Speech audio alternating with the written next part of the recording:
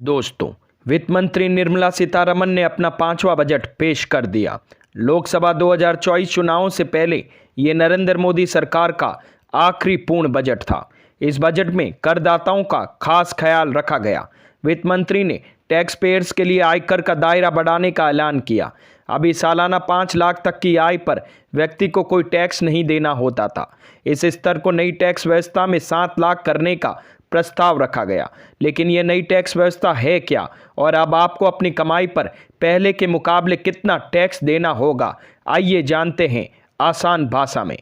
अब सबसे पहले सवाल यह उठता है कि नई कर व्यवस्था 2020 है क्या।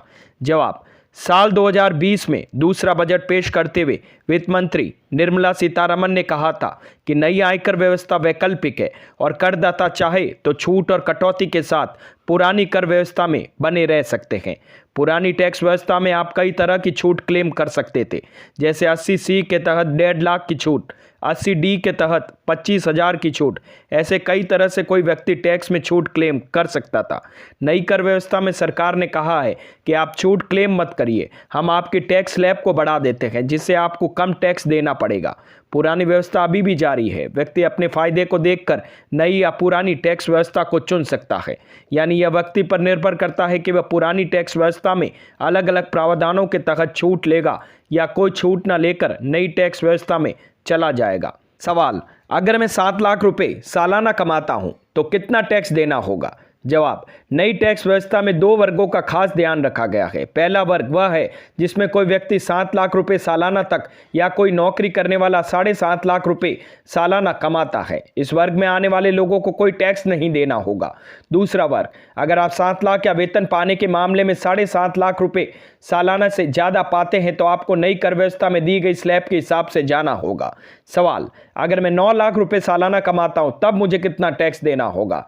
तो जवाब सुनिए। जैसे ही आपकी कमाई 7 लाख रुपए को पार करती है, वैसे ही आप टैक्स स्लैब के दायरे में आ जाते हैं।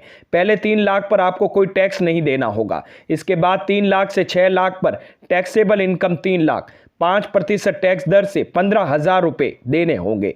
6 में से 9 लाख पर टैक्सेबल इनकम 3 लाख, 10% टैक्स दर से 30,000 रुपये देने होंगे। आपको 45,000 रुपये इनकम टैक्स और 4% सेस के हिसाब से 800 रुपये देने होंगे। यानी कुल मिलाकर 9 लाख की कमाई पर आपको 45,800 रुपये टैक्स देना होगा। सवाल: मैं नई कर व्यवस्था के हिसाब से ही टैक्स भरता हूं, लेकिन अब मुझे सालाना कितने का फायदा होगा। जवाब: अगर मैं नई कर व्यवस्था को अपना रखा है तो आपके 9 लाख कमाने पर सालाना इनकम टैक्स में 15,000 रुपये बचेंगे। जब 9 लाख की कमाई पर नई कर व्यवस्था के हिसाब से 60,000 रुपये इनकम टैक्स देना पड़ता है।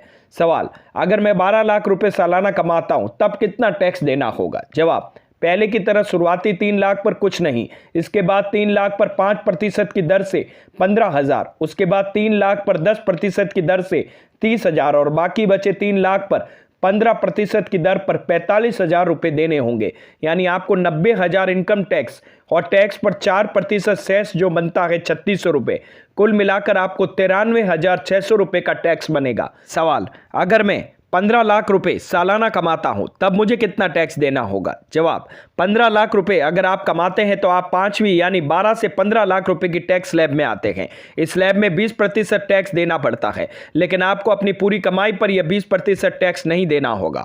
आपको सिर्फ 12 लाख रुपए से ज़्यादा जो आपने कमाए हैं, यानी जो 3 लाख रुपए ऊपर बनते हैं, सिर्फ उसी पर 20% टैक्स देना होगा और बाकी के रुपयों पर शुरुआती टैक्स स्लैब लागू होंगे। ऐसे कैलकुलेट करने पर आपको 1,50,000 रुपये इनकम टैक्स देना होगा।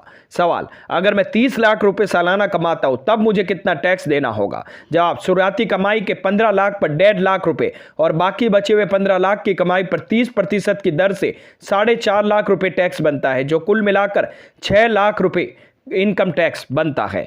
तो दोस्तों, कैसी लगी मेरी ये जानकारी। अगर मेरी ये वीडियोस आप लोगों को पसंद आते हैं तो प्लीज़ लाइक शेयर सब्सक्राइब करना ना भूलें और हाँ, कमेंट करना भी ना भूलें। धन्यवाद।